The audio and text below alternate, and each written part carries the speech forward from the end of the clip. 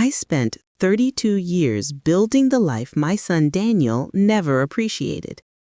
32 years of waking up at 5 in the morning to work double shifts at the hospital, of saving every spare dollar, of sacrificing vacations and new clothes and dinners out so that he could have everything I never did.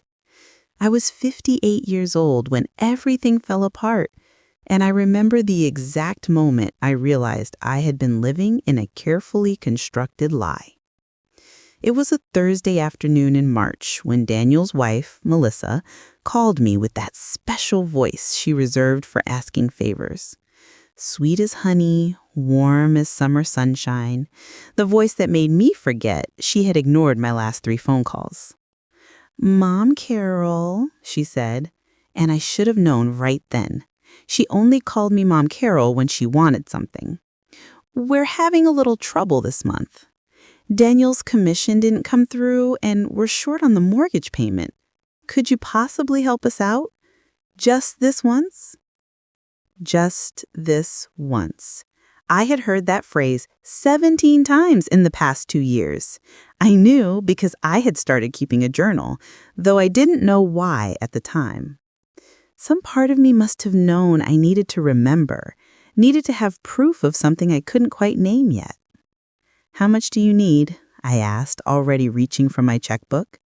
I was standing in my small kitchen, the one with the 20-year-old cabinets I kept meaning to replace but never did because there was always someone else who needed the money more than I needed new cabinets. $2,000 would cover it, Melissa said, and I could hear the smile in her voice. "You're such a blessing, Mom Carol. I don't know what we'd do without you." I wrote the check that afternoon. I drove it over to their house in the nice subdivision, the one with the brick facades and the professional landscaping, the one where houses sold for $450,000. Their house, the one I had helped them buy with a $35,000 down payment 3 years ago when Daniel said it was their dream home and Melissa cried about how much it would mean to raise their children there. They had no children yet. But I had dreams of grandchildren, dreams of Sunday dinners and birthday parties, dreams of being the grandmother who was always there, always welcome, always needed. Daniel wasn't home when I arrived. He was never home anymore, always at the office or at client meetings or at networking events. Melissa answered the door in yoga pants and a designer top that still had the tag tucked inside the collar. I noticed it when she leaned in to hug me, and something twisted in my stomach. "You're an angel," she said, taking the check from my hand. She didn't invite me inside. I could see past her into the living room where new furniture sat arranged perfectly, furniture I didn't recognize. The old set, the one I had given them money for just 8 months ago, was gone. "Is Daniel here?" I asked, trying to peer around her. "He's at work, Mom Carol. You know how hard he works." She smiled, but her eyes were already distant, already dismissing me. "I'll make sure he calls you tonight to thank you." He didn't call that night. He didn't call the next night either. On Saturday, I called him, and he answered on the 5th ring, sounding distracted. "Hey, Mom, what's up? I'm actually in the middle of something." "I just wanted to make sure you got the check," I said, feeling foolish for even having to mention it. "Oh yeah, Melissa told me. Thanks for that. Listen, I really have to go. I'll call you later, okay?" He didn't call later. It had done like this for months now, maybe longer. Quick conversations, promises to visit that never materialized, plans that got canceled at the last minute. But whenever they needed money, suddenly I was easy to reach. The next request came 2 weeks later. Daniel called this time, and his voice had that edge of desperation I had learned to recognize. "Mom, I need your help with something kind of urgent." He didn't even say hello first. "My truck is making this weird noise, and the mechanic says it's the transmission. It's going to be $3,800 to fix it, and I need the truck for work. I can't be driving around clients in a car that sounds like it's dying." I had $4,200 in my checking account. That was supposed to last me until my next paycheck, which was 10 days away. But Daniel was my son, My only child, the person I had devoted my entire life to raising. I can give you $3,000, I said slowly, but I'll need to wait until next Friday for the rest. There was a pause, and then his voice got harder, colder. Mom, I need it now. The truck is literally undrivable. What am I supposed to do, lose my job? Daniel, I don't have $3,800 right now. I can give you what I have and then— Forget it, he said, and I could hear Melissa's voice in the background, though I couldn't make out the words. I'll figure it out myself. I always do. He hung up before I could respond. I sat there holding the phone, feeling like I had been slapped. 20 minutes later, I called him back and told him I would pull the money from my savings account, the one I had been building for emergencies, for the new roof my house desperately needed, for the retirement I was increasingly worried about. He didn't thank me. He just gave me the name of the mechanic and told me to wire the money directly to the shop. I wired $3,800 the next morning. I was left with $2,150 in savings after 32 years of working. The pattern continued. In April, Melissa needed $1,200 for a dental emergency that couldn't wait. In May, Daniel needed $2,500 for a business opportunity that was going to change everything. In June, they needed $1,800 because the air conditioning unit broke and they couldn't possibly survive a Texas summer without air conditioning. Every time I gave them money, I told myself this was the last time. This was the emergency that justified emptying my accounts. This was the investment in their future that would pay off. This was what good mothers did. Every time they were sweet and grateful for exactly as long as it took to get the money. Then the calls stopped, the texts went unanswered, the promises to visit evaporated like morning dew. My sister Janet saw it before I did. She came to visit me in July, took one look at my face and said, "Carol, you look exhausted. When was the last time you did something for yourself?" I couldn't remember. I told her I had been helping Daniel and Melissa get established, that they were young and needed support.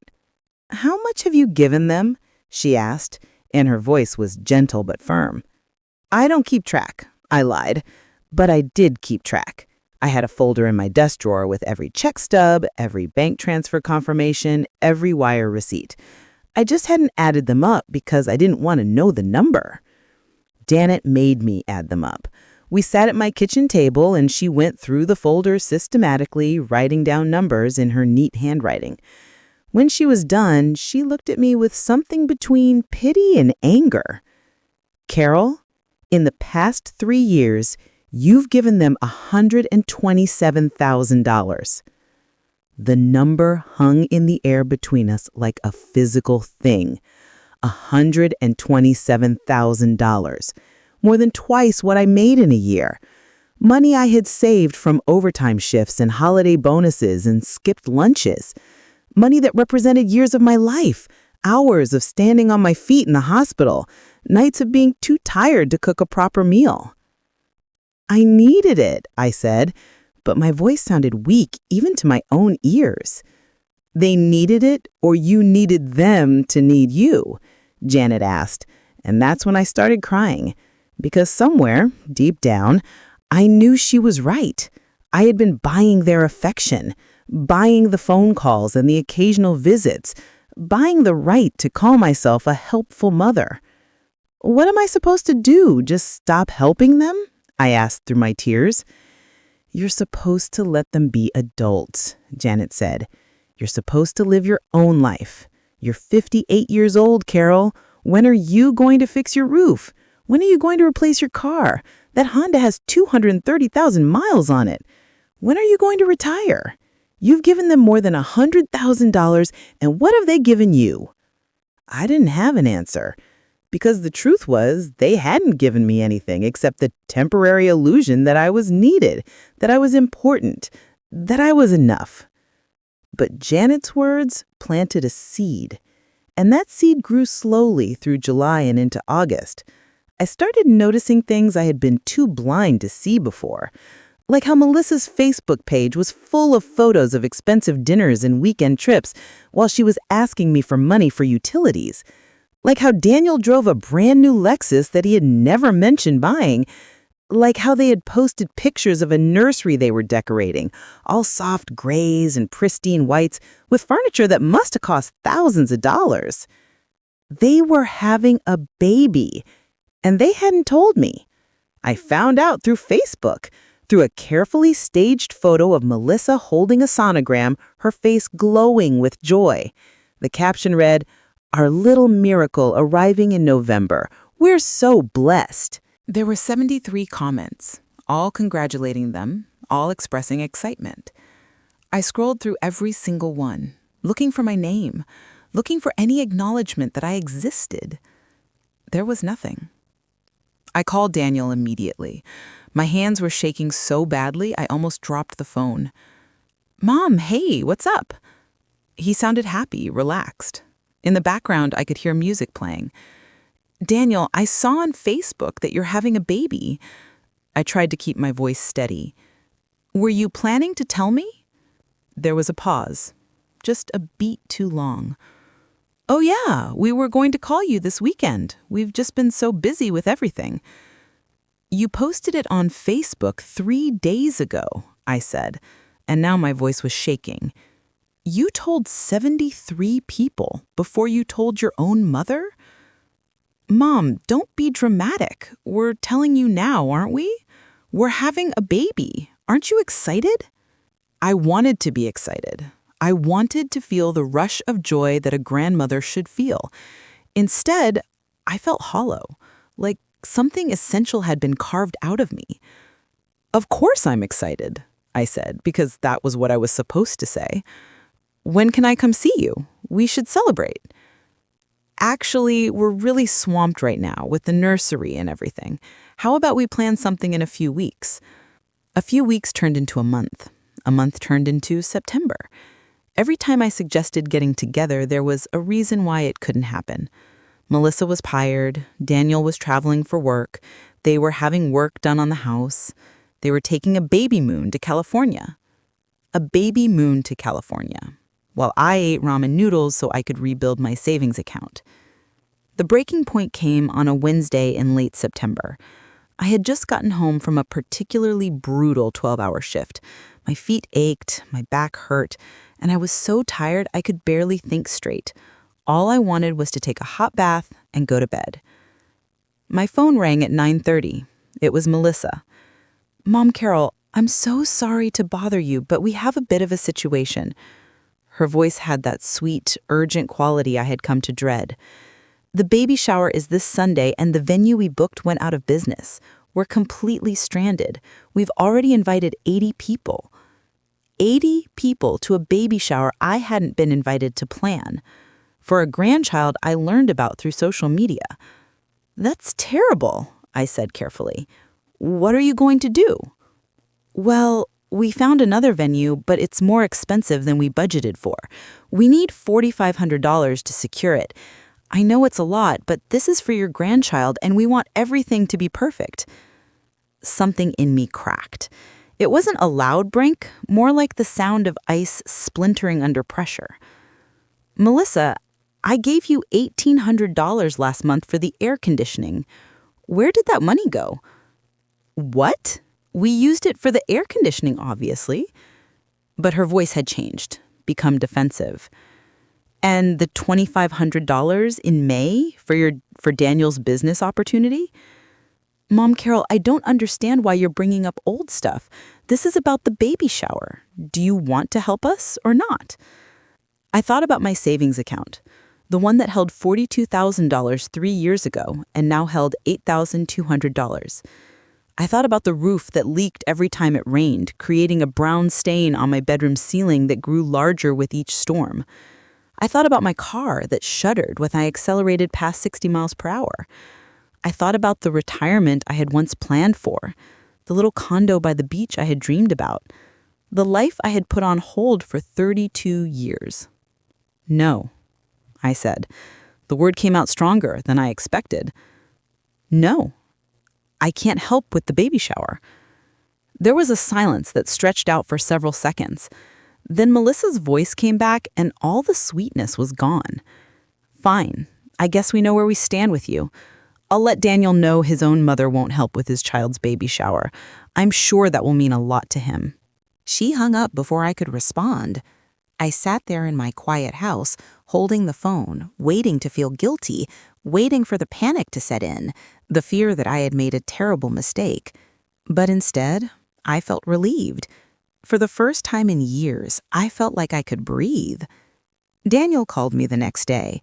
Not the next morning, when he might have actually been upset. The next evening, after a full day of letting his anger simmer. "Mom, what the hell?" He didn't even pretend to be civil. "Melissa told me you refused to help with the baby shower. Do you have any idea how much stress we're under right now?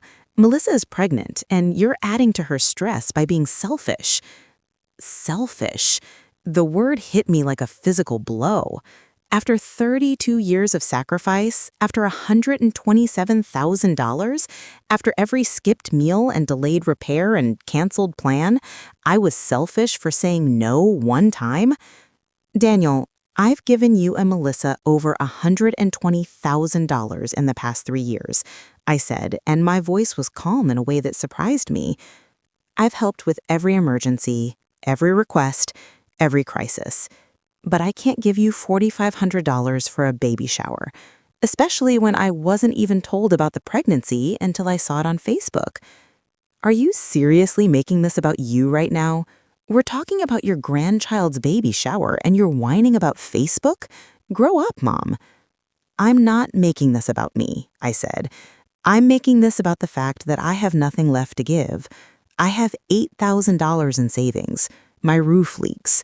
My car is dying. I'm 58 years old, and I have no retirement because I've given everything to you." "Nobody asked you to do that," Daniel's voice rose. "You gave us that money because you wanted to. Don't try to guilt trip us now because you made bad financial decisions." Something shifted in me then. Something fundamental and irreversible.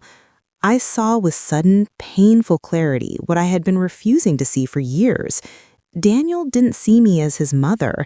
He saw me as an ATM, a resource to be tapped whenever he needed it and ignored when he didn't. "You're right," I said quietly. "Nobody asked me to, but I'm done now. Don't call me for money again." "Fine," he shouted, "and don't expect to be involved in your grandchild's life either. You made your choice." He hung up. I sat in the silence of my house and waited for the grief to come. It came, but it came mixed with something else, something that felt like freedom. 3 days later, Janet convinced me to see a therapist. Her name was Dr. Morrison, and she was a gray-haired woman with kind eyes and a direct manner that I appreciated. "Tell me about your relationship with your son," she said in our first session. I told her everything. About the money, about the ignored calls, about the Facebook pregnancy announcement, about the baby shower. She listened without interrupting, occasionally making notes. When I finished, she was quiet for a moment. Then she said, "Carol, do you know what financial abuse looks like?" I stared at her. "Financial abuse? Daniel hasn't abused me. I gave him that money willingly." "Did you?" she asked gently. "Or did you give it because you were afraid of what would happen if you didn't? Afraid they would cut you out of their lives? Afraid you would lose your son?" I opened my mouth to argue and found I couldn't, because she was right. Every time I had given them money, there had been fear underneath the generosity. Fear that this time, if I said no, they would disappear completely. Financial abuse doesn't always look like someone stealing from you. Sometimes it looks like someone manipulating your emotions to extract money from you. Someone who is sweet and loving only when they want something. Someone who makes you feel guilty for having boundaries. Someone who threatens to withhold affection or access if you don't comply. I cried then. Really cried, for the first time since this whole thing began, because I had to face the truth. My son, the child I had devoted my life to raising, was using me. "What do I do?" I asked when I could speak again. "You set boundaries," Dr. Morrison said. And you protect yourself. And you accept that he might not like it, that he might even cut you off. But you can't buy a relationship with your own child. Either he loves you for who you are, or he doesn't. And if he doesn't, giving him more money won't change that. Over the next 2 weeks, Daniel and Melissa didn't call me. They didn't text. They didn't respond to my messages. Their social media showed them happily preparing for the baby, posting pictures of the nursery, sharing their excitement. I might as well not have existed. It hurt, but it also clarified things. In their world, I only existed when I was useful. Then, in mid-October, everything changed. I got a call from my bank, the fraud department. A woman named Susan, with a professional but concerned voice, told me that there had been some unusual activity on my savings account. "What kind of activity?" I asked, my heart already racing. "There was a withdrawal of $6,000 yesterday, which cleared out your account except for the minimum balance. We're calling because you've never made a withdrawal of this size before, and we wanted to verify it with authorized." I hadn't made any withdrawal. I told Susan this, and she asked me to come into the bank immediately. At the bank, Susan showed me the withdrawal slip. The signature looked like mine, but it wasn't mine. The date was Tuesday, the day I had worked a double shift and hadn't left the hospital for 16 hours.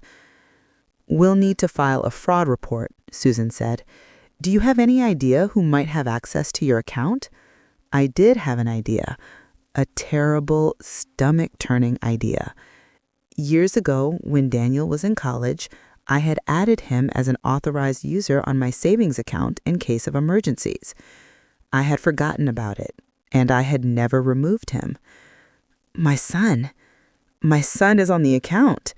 Susan's face showed sympathy, the kind that told me this wasn't the first time she had seen this situation. "I'm very sorry, but if he's an authorized user, technically this isn't fraud. He had legal access to the account." My son had stolen from me. Not stolen, legally speaking, but taken money he knew I hadn't authorized him to take. Taken the last of my savings. Taken my security, my safety net, my future. I went home and called Daniel. He answered on the third ring, sounding cheerful. "Hey, Mom, what's up?" "You took $6,000 from my savings account," I said. My voice was flat, emotionless. I was beyond anger, beyond hurt. There was a pause. Then, "Oh yeah, I was going to tell you about that. We had some unexpected expenses with the baby coming, and I remembered I was on your account. I figured you wouldn't mind. It's basically like you're giving us an early inheritance anyway, right?" An early inheritance. He was spending my money like I was already dead. "That was every dollar I had left, Daniel. You took my entire savings. Come on, Mom, don't be dramatic. You still have your paycheck. And besides, family helps family, right? That's what you always taught me. Family helps family. Is that what we are? Family? Because families don't meet each other through Facebook posts. Families don't ignore each other for weeks unless they need money. Families don't steal from each other."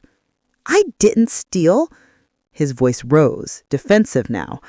"I'm authorized on that account. If you didn't want me to use it, you should have taken me off years ago." He was right about that, at least. I should have. But I had trusted him. I had believed that even if he was thoughtless, even if he was selfish, he wouldn't do something like this. "I want that money back. Every dollar." He laughed. Actually laughed. "With what, Mom? We spent it already. The baby shower venue, the crib, the stroller, it's gone. And legally, I didn't do anything wrong, so I guess you're out of luck." He hung up. Again. I stood there in my kitchen, the kitchen with the 20-year-old cabinets, and something inside me turned to steel. I called Janet first. Then I called Dr. Morrison. Then I called a lawyer whose name Dr. Morrison had given me, a woman named Patricia Reynolds who specialized in family law and elder financial abuse. Patricia listened to my story without interrupting. When I finished, she leaned back in her chair and said, "The bad news is that he's right about the legal access. The good news is that we can establish a pattern of financial exploitation and emotional manipulation. I assume you have records of all the money you've given them?" I did. 3 years of checks, transfers, wire receipts. A trail of financial destruction that told its own story. "Here's what we're going to do," Patricia said. "First, we remove him from all your accounts. Second, we document everything, including the fact that he took your money without your knowledge or permission, even if he technically had access. Third, we sent a formal letter demanding repayment. Fourth, we file for a restraining order if necessary.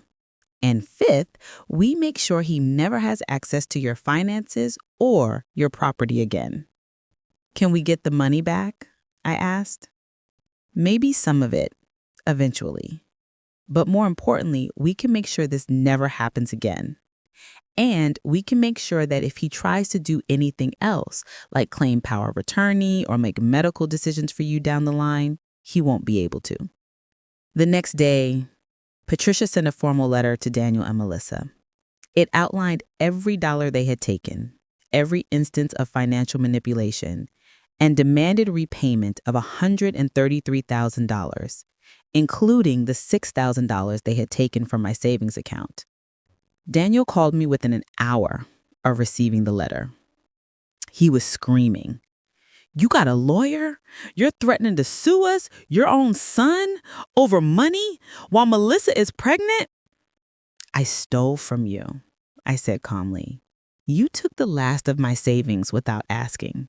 You've taken over $130,000 from me in 3 years while pretending to have a relationship with me.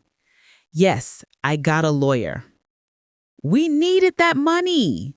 Daniel's voice was high, like almost hysterical. "Do you have any idea how expensive it is to have a baby? Do you have any idea how much stress we're under?" "I know exactly how expensive it is to have a baby.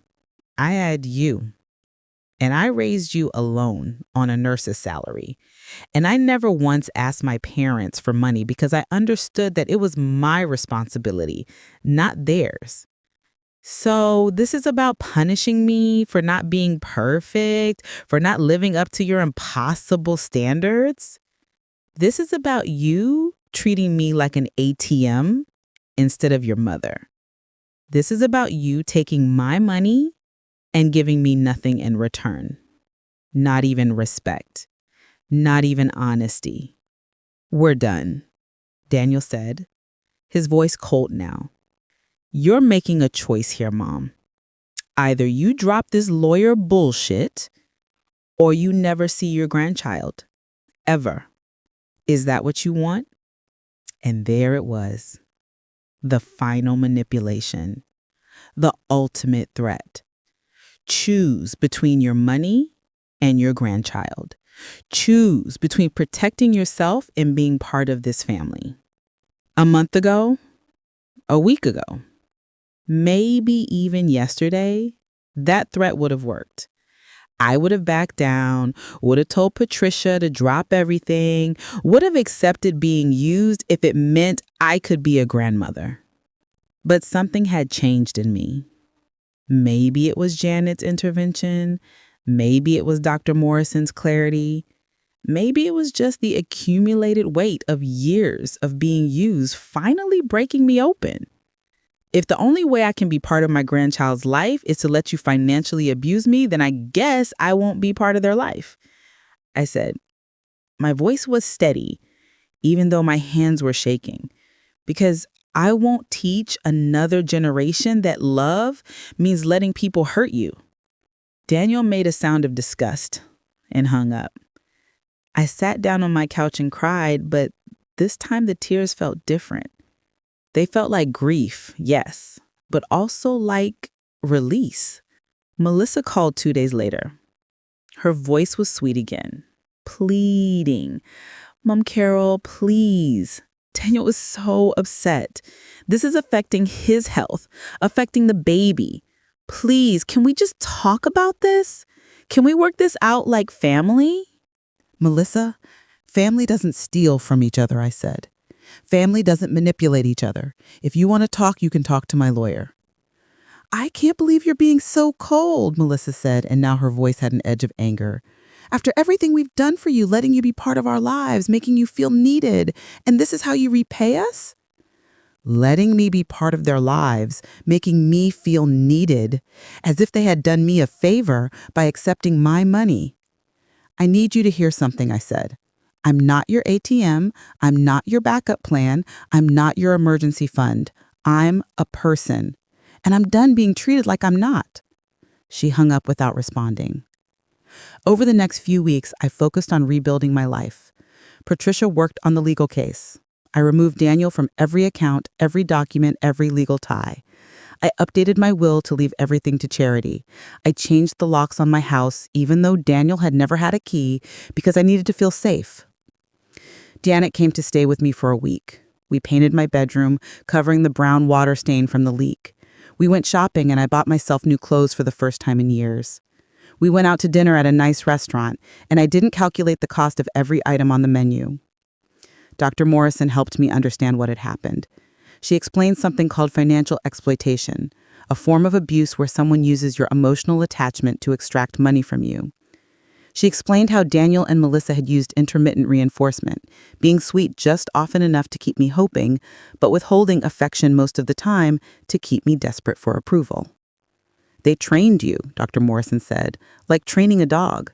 Give you a treat when you give them money, withhold affection when you don't, and you learned the pattern. You learned that money equals love in their world. It was a painful truth, but it was the truth. I had been so desperate for my son's love that I had let him turn me into something less than human, less than his mother. I had let him reduce me to a checkbook. In November, Melissa gave birth to a baby girl. I found out through Facebook again, through a carefully curated photo of them in the hospital, both looking exhausted and happy. The baby was beautiful, with dark hair and tiny fists. My granddaughter, a child I might never meet. I cried when I saw the photo, but I didn't call, I didn't send a gift, I didn't reach out. Because I understood now that any contact from me would be seen as weakness, as an invitation to start the cycle again. Janet held me while I cried and said, "I'm proud of you. I know it doesn't feel like it, but you're being strong." In December, Daniel and Melissa's lawyer responded to Patricia's demand letter. They denied any wrongdoing and countered that I had given them the money as gifts, freely and without coercion. They provided no evidence of this, just claims. Patricia wasn't surprised. Most financial abuse cases come down to he said, she said. But we have your documentation, we have the pattern, and we have the fact that he took money from your account without telling you.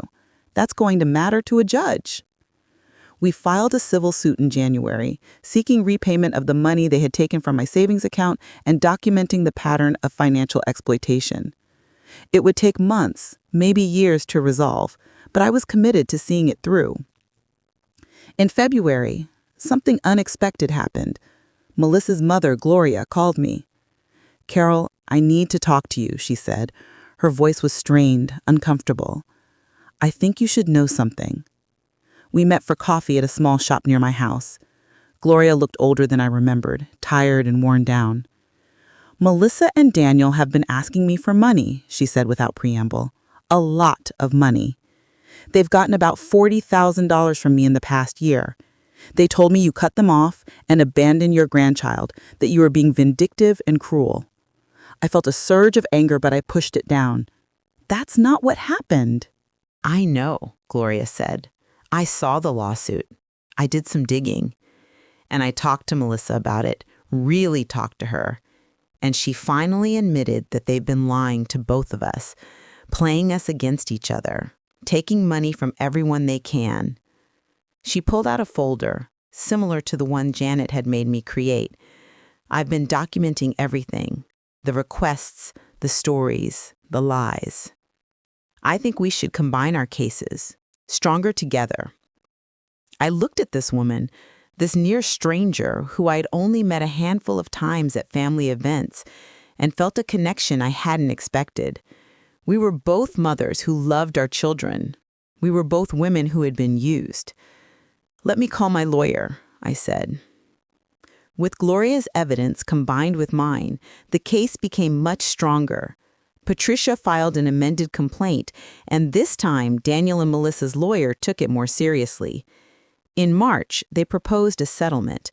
They would repay $50,000 over 5 years in monthly installments with interest. They would sign a promissory note making the debt legally enforceable. In exchange, we would drop the lawsuit and agree not to pursue any further legal action.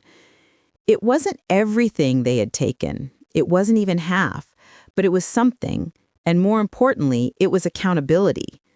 Patricia advised me to take it. "You could fight for more, but it would cost you thousands in legal fees and take years. This gives you guaranteed repayment and closes the door on this chapter of your life." I thought about it for 3 days. I thought about what I wanted. Did I want revenge? Did I want them to suffer the way I had suffered? Did I want them to understand what they had done? In the end, I realized I wanted something simpler. I wanted to be free.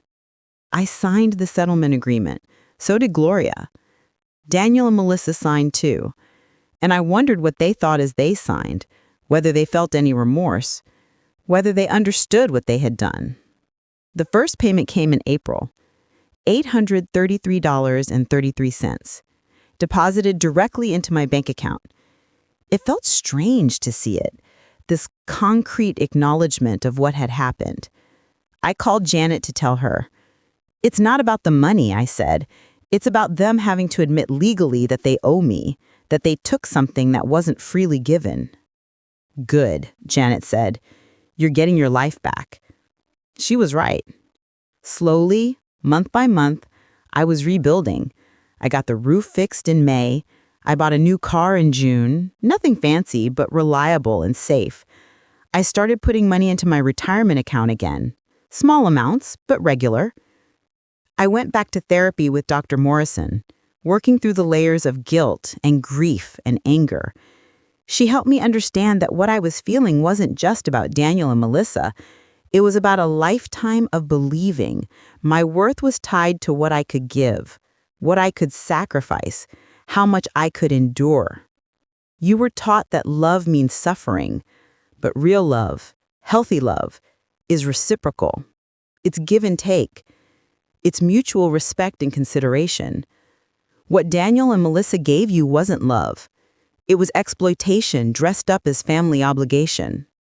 In August, almost a year after the baby shower incident, I got an unexpected message on Facebook. It was from Melissa. "Mom Carol, I've been thinking a lot about everything that happened. I want you to know that I'm sorry for my part in it. I was young and stupid, and Daniel and I got caught up in living beyond our means. We were wrong to treat you the way we did. I know an apology doesn't fix anything, but I wanted you to know that I see it now. I see what we did." I read the message 3 times. I thought about responding, thought about asking if this meant I could meet my granddaughter, thought about whether this was a genuine apology or just another manipulation. In the end, I didn't respond. Not because I was holding a grudge, but because I understood that some relationships, once broken, can't be fixed with words. Trust, real trust, is built slowly and proven through actions, not declarations. If Melissa was truly sorry, she would show it through time, through respecting my boundaries, through making their payments without complaint, through acknowledging what they had done, not just to me, but to Gloria, to anyone else they had used. September came, and with it the first anniversary of when I had said no. I marked it quietly, privately, as a day of rebirth. Janet took me out to dinner to celebrate, and we toasted to new beginnings. "You look different," Janet said, studying my face across the table. "Lighter, like you've been carrying a weight and finally put it down." She was right. I felt different. stronger, more solid in myself. I had spent 58 years defining myself by what I could give others, and now, at 59, I was learning to simply be. But the universe wasn't done testing me yet. In October, Daniel called me.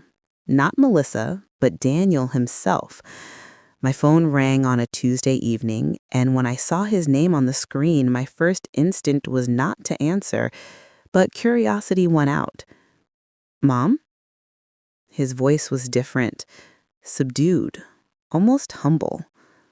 "I know I have no right to ask you for anything. I know that, but I need to talk to you about something important." Every alarm bell in my body went off. "If this is about money—" "It's not about money," he interrupted. "Please, just 5 minutes. Can you give me 5 minutes?" Against my better judgment, I agreed. 5 minutes. "Melissa's mother had a stroke. Gloria. She's in the hospital. It's bad, Mom. They don't know if she's going to make it." I felt a genuine stab of sympathy. Gloria had become something like a friend over the past year, connected by our shared experience.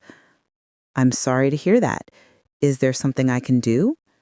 "No, that's not why I'm calling." He paused, and I could hear him breathing.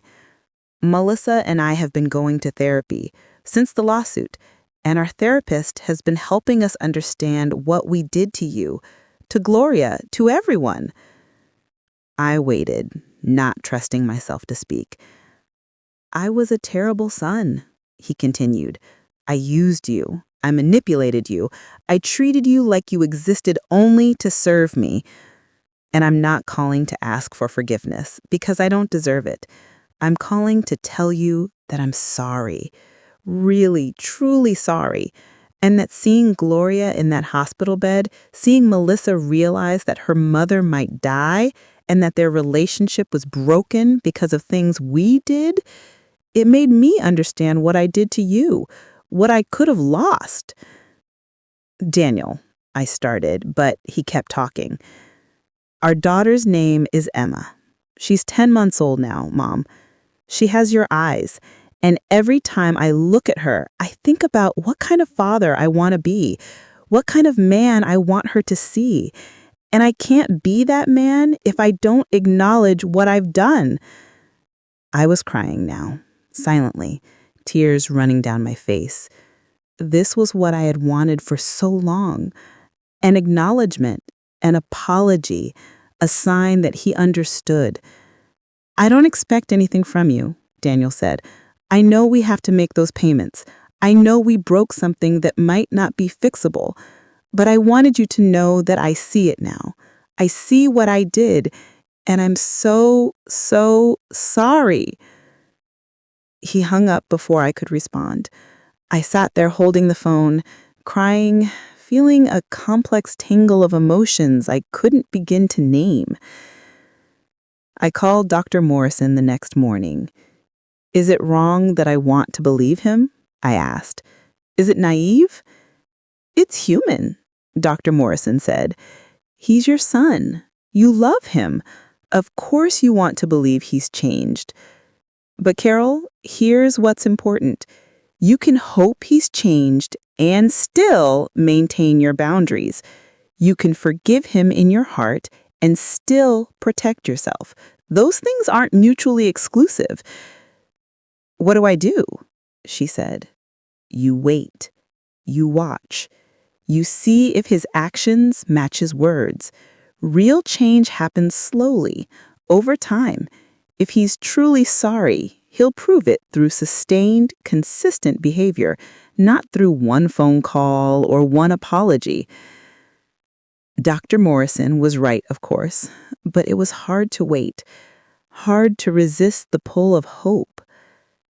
Gloria survived the stroke, but she was left partially paralyzed and needed extensive rehabilitation. Melissa called me to tell me, and her voice was raw with emotion. "I keep thinking about how much time we wasted," she said. "How we hurt her for money, for things that don't even matter. And now she can't even speak clearly, and I can't tell her how sorry I am in a way she can understand." I didn't know what to say, so I just listened. You were right to sue us, Melissa continued. You were right to set boundaries. I was so angry at the time, but you were right. We were killing ourselves trying to keep up with people who have more money than we'll ever have. And we were destroying our relationships to do it. How is Emma? I asked, because I couldn't help myself. She's beautiful, Melissa said, and I could hear the smile in her voice. She's walking now, getting into everything. She has this laugh that sounds like bells. My granddaughter, walking and laughing, growing up without me. I'd like to meet her someday, I said carefully. When everyone is ready, if everyone is ready. I'd like that too, Melissa said. But I understand if you need more time, if you need to wait and see if we're really different this time. We hung up and I felt something I hadn't felt in a long time.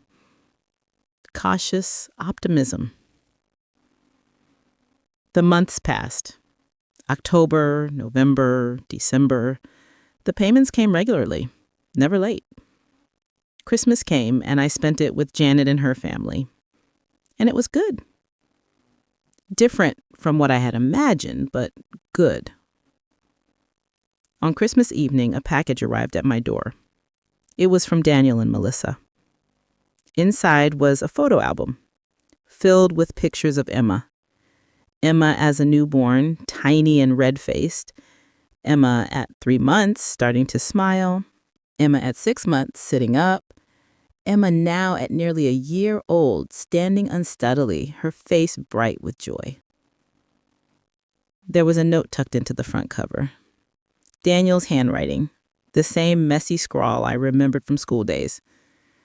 Mom, we know we can't undo the past. We know we hurt you in ways that might never fully heal, but we want you to know your granddaughter. We want Emma to know you, not because we want something from you, but because you deserve to be part of her life. And she deserves to know the woman who raised me, even though I didn't appreciate it at the time. When you're ready, if you're ready, please let us know. We'll wait as long as it takes. Love, Daniel. I held that photo album and cried. Cried for the lost time, for the broken trust, for the relationship we might have had if things had been different, but also cried with something like hope, because maybe, just maybe, it wasn't too late to build something new. I waited until January. I wanted to be sure I was making this decision from a place of strength, not desperation. I talked to Dr. Morrison. I talked to Janet. I talked to Gloria, who was recovering slowly and who told me, through slightly slurred words, life's too short to waste on pride, but don't be stupid either. Protect yourself. In February, I called Daniel. I'd like to meet Emma, but I need you to understand some things first. Anything, he said immediately. I need this to be a slow process. I need to know that you're respecting my boundaries because you've changed, not because you want something. I need to know that if I meet Emma, I'm meeting her as her grandmother, not as a source of money or help or solutions to your problems. I understand, Daniel said. Whatever you need, Mom. We'll do it your way. We agreed to meet at a park, neutral territory, a Saturday afternoon in late February, cold but sunny. I got there early, my heart pounding so hard I thought it might burst out of my chest. They arrived 10 minutes later. Daniel pushed a stroller and Melissa walked beside him, and they both looked nervous. Emma was bundled in a pink coat and her dark hair sticking out from under a knit hat. When they got close, Daniel lifted him out of the stroller. She looked at me with curious dark eyes, my eyes, studying me with that intense focus babies have. Emma, Daniel said softly, this is your grandmother Carol.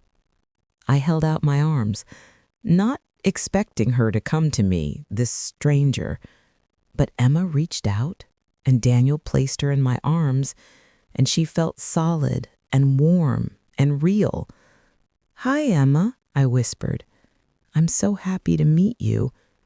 She reached up and touched my face with one small hand, exploring. Then she smiled, and Daniel was right. It was like bells, like music.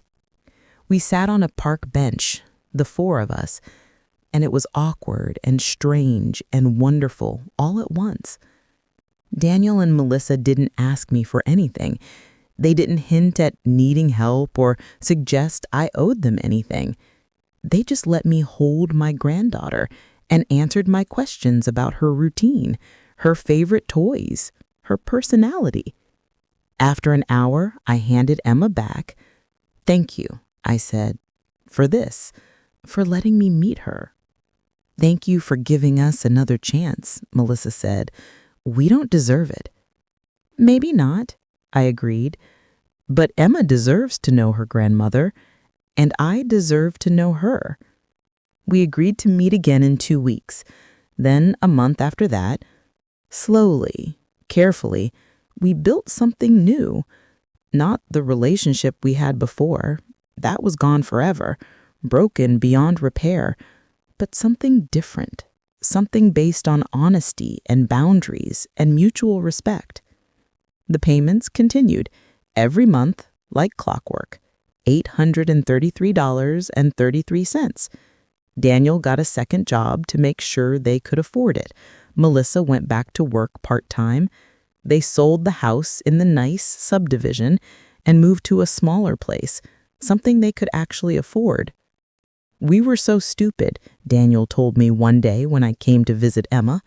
"We thought having expensive things made us successful, but all it did was make us desperate and mean." "You're not mean anymore," I said, and I meant it. They had changed, slowly, painfully, but genuinely. The sweet manipulation was gone, replaced by straightforward honesty. They told me when things were hard. They told me when they were struggling, but they didn't ask me to fix it. In June, on what would have been my first wedding anniversary, if my husband hadn't died 33 years ago, Daniel asked me if I would babysit Emma for a few hours, not because they needed me to, but because they wanted me to, because they trusted me with their daughter. I said yes, and Emma and I spent the afternoon together. We read books and played with blocks and sang songs. And when Daniel and Melissa came back, Emma cried because she didn't want me to leave. "She loves you," Melissa said, and there were tears in her eyes. "We almost destroyed this. We almost lost this." "But you didn't. You chose to change. That's what matters." Gloria recovered enough to move back home with help. I visited her once a month, and we would sit together and talk about our children, about the mistakes we'd made and the wisdom we'd gained. I spent my whole life trying to be needed, trying to be indispensable, and all it did was teach my daughter that I was a resource, not a person.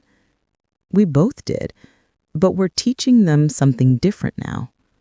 In December, 2 years after the baby shower that had been the breaking point, Daniel and Melissa invited me to Emma's second birthday party. It was small, just family and a few friends. The house was decorated with homemade decorations, and the cake was from a grocery store, not a fancy bakery. Emma wore a dress that used to be mine, that I had saved from Daniel's childhood, that Melissa had asked to borrow. She ran around with other children, laughing that bell-like laugh, and she kept coming back to me, climbing into my lap, showing me toys, wanting to share her joy with me. At one point, Daniel sat down next to me. "You know what I think about sometimes?" he said. "I think about how close I came to losing this, to losing you, to losing the chance for Emma to know her grandmother, and it terrifies me." "You didn't lose it," I said. "You made different choices. That's what matters." "I got you something," he said, and handed me an envelope. "Don't open it now. Open it later when you're alone." That night, back in my house, the house with the new roof and the repaired ceiling, I opened the envelope. Inside was a check for $30,000. There was a note with it. "Mom, I know the settlement says we owe you $50,000. This is the rest of it, plus interest. I got a bonus at work, and this is where it belongs, with you. Thank you for not giving up on me, even when I gave you every reason to. Thank you for teaching me what real love looks like, even though I had to learn it the hardest way possible. I love you, Daniel." I cried reading that note, cried for everything we'd lost and everything we'd found, cried for the years of pain and the hope of better years to come. The next day, I called Daniel.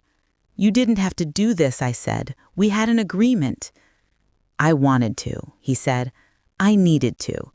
Not because I thought it would fix everything, but because it was right." I deposited the check, and then I did something I had been planning for months. I called a financial advisor and set up a trust for Emma's education. Not a huge amount, but enough to help, with one condition. Daniel and Melissa couldn't access it. It was for Emma, and only for education. When I told Daniel about it, he cried.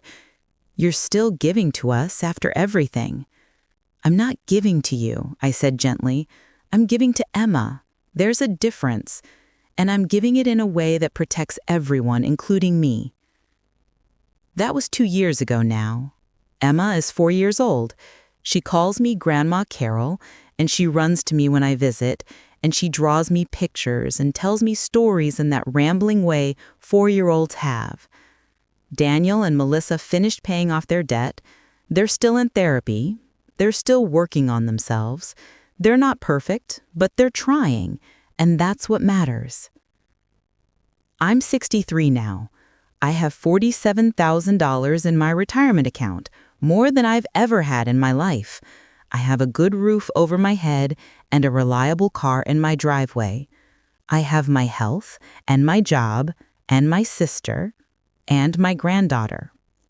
But more than any of that, I have something I didn't have 4 years ago. I have my self-respect. I teach a class now at the community center. It's called Setting Boundaries, a workshop for women who give too much. 20 women show up every Tuesday evening, women of all ages, and we talk about what it means to love people without losing yourself in the process. I tell them my story. Not all of it, but enough. And I watch their faces as they recognize themselves in my words, as they see their own patterns reflected back at them. Love isn't supposed to hurt, I tell them.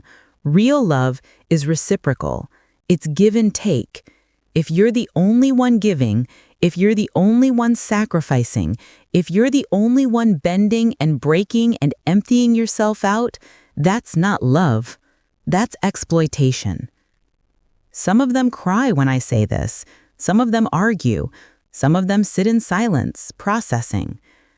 But all of them are there because they're ready to learn what I had to learn the hard way, that you cannot buy love, that you cannot sacrifice yourself into being valued, that sometimes the most loving thing you can do is say no.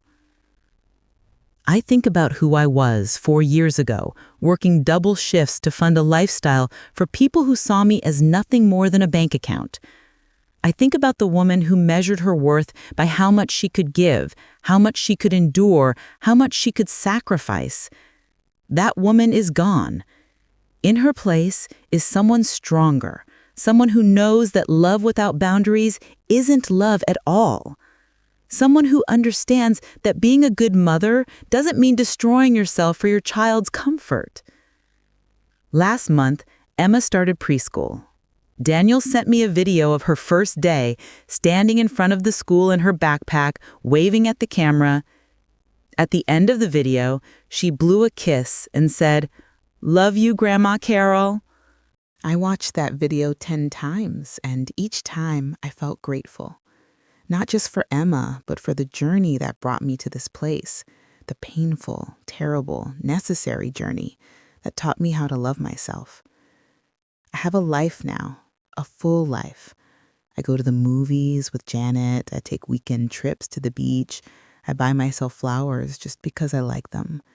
I cook nice meals for myself, not just ramen and cereal, but real meals with vegetables and protein and flavor.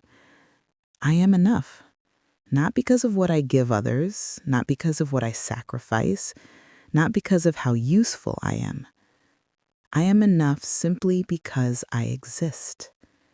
That's the lesson I wish I had learned at 20 or 30 or 40, but I learned it at 59, and that's okay. Because some lessons can only be learned when you're ready to hear them, when the pain has finally grown too large to ignore. If I could go back and talk to the woman I was 4 years ago, the woman writing checks she couldn't afford, the woman desperate for scraps of affection from her son, I would tell her this: you deserve better. You deserve to be loved not for what you provide, but for who you are. You deserve reciprocity and respect and genuine care. And it's not selfish to want those things. It's not selfish to protect yourself. It's not selfish to say no. It's survival. It's dignity. It's love. Real love. The kind that doesn't cost you everything you have.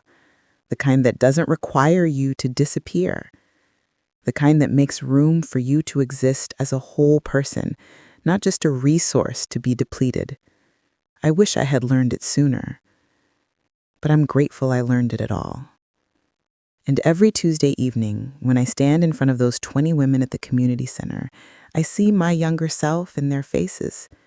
I see the woman who thought love meant suffering, who thought sacrifice meant worth, who thought giving until you broke was the same as being good. And I tell them what I wish someone had told me. You are worth more than what you can give.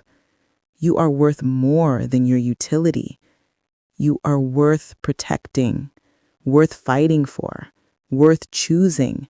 Choose yourself, even when it's hard, even when it feels selfish, even when people you love are angry with you for having boundaries. Choose yourself. Because in the end, that's the only choice that leads to freedom. That's the only choice that leads to real relationships, built on honesty instead of obligation. That's the only choice that leads to a life worth living. I chose myself, and I lost my son for a while, lost the easy relationship, lost the illusion of family harmony. But I gained something infinitely more valuable. I gained myself back. And when my son came back, changed and humbled and genuine, I was still here, still whole, still standing. That's the happy ending. Not that everything was fixed, not that the past was erased, not that we went back to how things were. The happy ending is that I survived, I learned, I changed, and I built a life that honors me, not just the people I love. That's enough. I am enough. And so are you.